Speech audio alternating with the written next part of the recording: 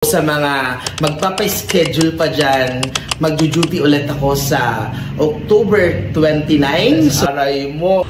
Hello. Kuya, buksan mo kuya. Dali. Hello, good morning.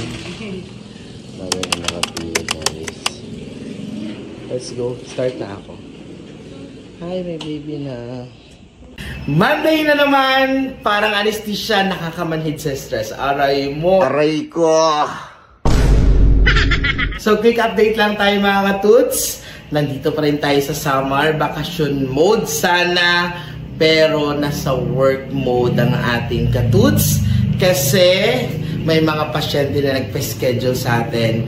Dito sa Cheers Smile Dental Clinic, located lang siya sa may Kinabranan 1, malapit sa Allen Boulevard. So sa mga magpapa-schedule pa dyan, magjo-duty ulit ako sa October 29. So magpa-schedule lang kayo dito sa aking page or sa page ng Cheers Smile Dental Clinic.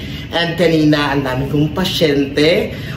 Umaga pa lang, mayroon ng 5 nakaabang or nakapila. So, masaya naman at least kahit papano, nagagawan ko pa rin yung mga taga-Allen, which is my hometown naman talaga. Bala ko rin mag-clinic dito sa Allen, pero soon pa.